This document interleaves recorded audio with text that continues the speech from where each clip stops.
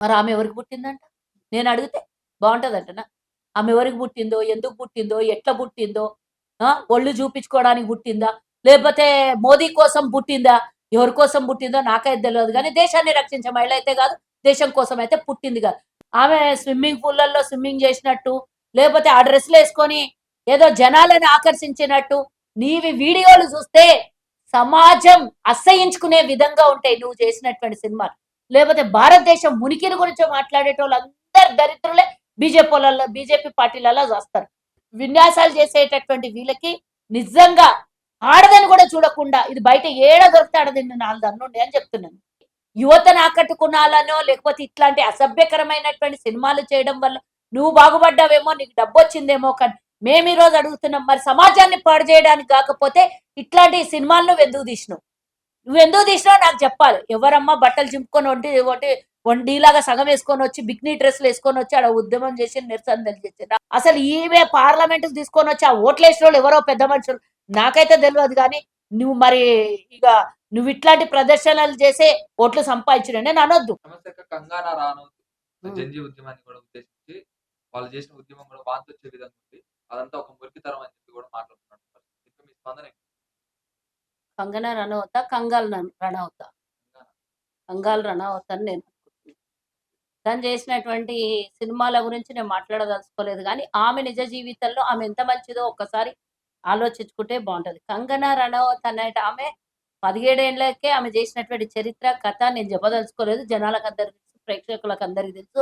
ఆమె పోయి ఏదో పార్లమెంట్‌లో కూసున్నదని, 2014 ముందు స్వతంత్రం రాలేదని, ఇప్పుడేమో జంజీలనందరిని పట్టుకొని మురికి కాలువలు లేదు అనంటే, వీళ్ళందరూ పుట్టుకను గురించి మాట్లాడింది. అంటే కేవలం పిల్లల గురించే గాదు, పిల్లల తల్లిదండ్రుల గురించి గూడా వ్యంగ్యంగా మాట్లాడి, ఈరోజు సభ్య సమాజం తలదించుకునే విధంగా మాట్లాడినటువంటి ఈమెని నిజంగానే ఆ రోజు ఎయిర్‌పోర్ట్‌లో ఎవరైతే చెంప చెల్లుమనిపించిండ్రో, ఇప్పుడు ఆమె ఒక్కామె చెంప చెల్లుమనిపించింది. ధైర్యంతోని ఉద్యోగం వదులుకొనైనా చెంప చెల్లుమనిపించింది. ఆ రోజు రైతులని నానా గోసబెట్టి రైతుల విషయంలో మాట్లాడినటువంటి కంగనా రనౌత్‌కి చెంప చెల్లుమనిపించింది. ఇగ కొన్ని రోజులైతే ఈమె బయట తిరిగే పరిస్థితులు కనబడవు. ఇప్పుడు జంజీలు ఒక్క చోట గాదు, ఒక్క ఊర్లో గాదు, ఒక్క రాష్ట్రంలో గాదు. దేశం మొత్తం జంజీలు కనబడుతున్నారు. ఈరోజు విద్యార్థి, యువత వాళ్ళు ఏదో 1, 2 ఏదన్నా చిన్న చిన్న తప్పిదాలు జరిగితే జరిగుండొచ్చు గానీ, ఆ తప్పిదాలను పట్టుకొని పూర్తి యావత్ యువతని, విద్యార్థులని ఈరోజు అవమానించే విధంగా వాళ్ళు గట్టర్‌లని లేదా మురికి కాలువలో నుంచి పుట్టిండ్రనో ఇంకా రకరకాలుగా వాళ్ళ పుట్టుక గురించి మాట్లాడినవి ఈమెకి వాళ్ళందరూ అవసరం లేదంటున్నాను. నేను నిజంగానే నాలాంటి దానికి గనక ఎక్కడన్నా కనబడిందంటే చెంప చెల్లుమనడం గాదు, 4 సార్లు వాయించి మళ్ళీ నిజంగానే ఆ మురికి కాలువలో తల తల వంచి ఆమెను తీసుకొని పోయి మురికి కాలువలో కింద మీద ఏసి లేపితే బావుంటదేమో అనిపిస్తుంది. ఆమె స్విమ్మింగ్ పూల్‌లలో స్విమ్మింగ్ జేసినట్టు, లేపోతే ఆ డ్రెస్‌లేసుకొని ఏదో జనాలను ఆకర్షించినట్టు, నీవి వీడియోలు జూస్తే సమాజం అసహించుకునే విధంగా ఉంటాయి నువ్వు చేసినటువంటి సినిమాలు. నువ్వు పోయి సనాతన ధర్మం గురించి మాట్లాడేటటువంటి పార్టీలో నువ్వుండి, మాట్లాడుతున్నటువంటి పార్టీలో ఇట్లాంటి దరిద్రులే అందరుంటారనేది నాకు గూడా అనిపిస్తోంది. ఎంతమంది మాట్లాడతారో అంతమంది చరిత్ర అంతా దరిద్రమే. ఎంతమంది భారతదేశం ప్రజల గురించో, లేపోతే భారతదేశం ఉనికిని గురించో మాట్లాడేటోళ్ళందరూ దరిద్రులే బీజేపీ పార్టీలలో వస్తారు. నిన్న మొన్నటి దాకా ఈడ తెలంగాణలో ఒకటి, ఈరోజు కేంద్రంలో అదోటి. అందరూ భారతదేశంలో యువతని ఈరోజు ఒక టార్గెట్ చేసి ఎందుకంటే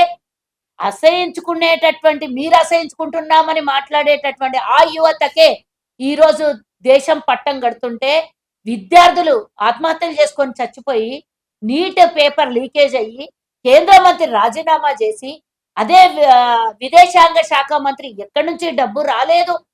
మాకలాంటి ఎక్కడ గూడా ఆనవాళ్ళు లేవు అని చెప్పినాంక గూడా నోటికొచ్చినట్ల, ఇష్టం వచ్చినట్ల ఒకతేమో బిర్యానీల గురించి మాట్లాడుతది. ఒకతేమో పుట్టుక గురించి మాట్లాడుతది. ఒకతేమో ఇంకో రకంగా మాట్లాడుతది. ఈ రకరకాల విన్యాసాలు చేసేటటువంటి వీళ్ళకి నిజంగా ఆడదని కూడా చూడకుండా ఇది బయట ఏడ దొరికితే ఆడ తిన్న 4 దన్నుండే అని చెప్తున్నాను. అంటే మాట్లాడుతూ అక్కడ స్టూడెంట్స్ గాదు ఉన్నదంతా వాళ్ళ బట్టలేమన్నా వేసుకుంటారా? బట్టల గురించి కూడా ప్రస్తావించాడు. అలాగే నేను ఇప్పుడు విద్యార్థులు మీరు మాట్లాడుతున్నోళ్ళు, అడుగుతున్నోళ్ళందరూ అబ్బాయిలు. కానీ నేనొక ఆడపిల్లగా అలాంటి దానికి జవాబు చెప్పొద్దు. కానీ ఆమె నటించినటువంటి సినిమాలు చూడ్డానికే కుటుంబంతో ఎవరైనా ఎళ్ళడానికి ఇష్టపడతారా? ఫస్ట్ అది చెప్పండి. ఎవరు ఏ బట్టలేసుకున్నారనేది లక్షల్లో ఒకళ్ళని చూపించడం గాదు. లక్షల మంది ఉద్యమం చేసిండ్రు, లక్షల మంది నిరసన తెలియజేసిండ్రు. అందులో ఎవ్వరు కూడా ఏ పార్టీకి సంబంధించిన వాళ్ళు కాదు, ఎవ్వరు కూడా రాజకీయం నీలాగా దొంగ రాజకీయం చేసేటోళ్ళు కాదు. అందరికీ భారతదేశం స్వతంత్రం ఎప్పుడు వచ్చిందో తెలుసు, ఎన్నేళ్ళైందో తెలుసు. కానీ నీకు మాత్రం బీజేపీ మోదీ నామం చెప్పించిన దాకా బతకలేని నీ పరిస్థితి. 2014 ముందు స్వతంత్రం, ఇట్లాంటి వాళ్ళు పండ్లు రాలగొట్టాలి. స్వతంత్రాన్ని గురించి వ్యంగ్యంగా మాట్లాడి, ప్రజాస్వామ్యం గురించి వ్యంగ్యంగా మాట్లాడి, స్వతంత్రమే రాలేదు మన భారతదేశానికి, ఇప్పుడు వచ్చిందన్న. ఒకప్పుడు ఇట్లాంటి మాటలు మాట్లాడితే శిక్షలు పడుతుండే, వాళ్ళకి జైలు శిక్ష అవుతుండే, ఎఫ్ఐఆర్లు బుక్ అవుతుండే. ఈ రోజు బాజాప్తా దేశం మీద ఇష్టం వచ్చినట్ల మన దేశ స్వతంత్రం మాట్లాడడానికి మాట్లాడినంత డబ్బు అన్నట్ల కేంద్రం వాళ్ళు సమర్పించుకుంటారు. ఈ దయ్యంది బట్టల గురించి మాట్లాడుతుంది.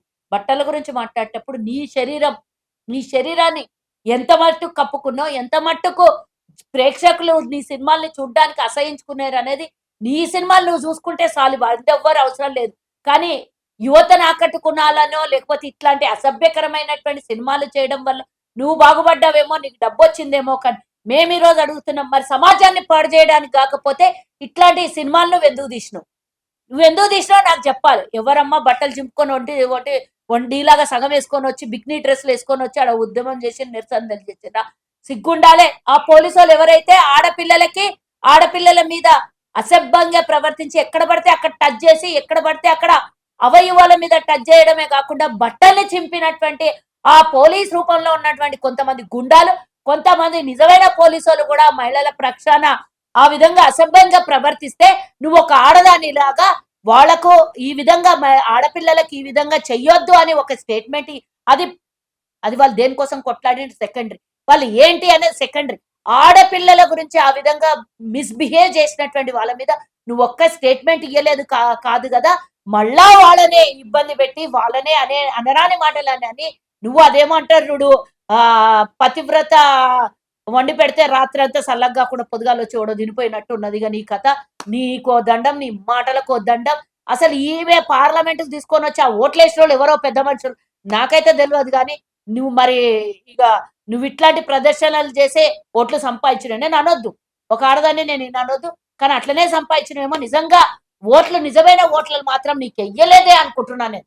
ప్రజాస్వామ్యం ఉన్నటువంటి వాడు, సిగ్గున్నోడు నీకు ఓటేయలేదు అనుకుంటున్నా. సిగ్గు తప్పే ఓటేస్తే నువ్వు పోయి పార్లమెంట్ లో కూర్చున్నావు అనుకుంటున్నా. ఎందుకంటే ప్రతిసారి అవమానిస్తున్నావు, ప్రతిసారి దేశం గురించి కించపరుస్తున్నావు, ప్రతిసారి మహిళల గురించి మాట్లాడుతున్నావు, ప్రతిసారి నువ్వు సినిమాలో తెర మీద అడ్డమైనటువంటి వేషాలేసి అంగాలన్నీ చూపించుకుంటా ప్రదర్శనలు చేసినటువంటి నువ్వు వచ్చి బయటకు వచ్చి మాట్లాడితే నాకు అది చూస్తున్నటువంటి జనాలు ఫ్యామిలీతో పోయి కూర్చొని చిన్నపిల్లలతో సినిమాలు చూడాలంటే సిగ్గుపోతుండే నీ సినిమాలు చూడాలి.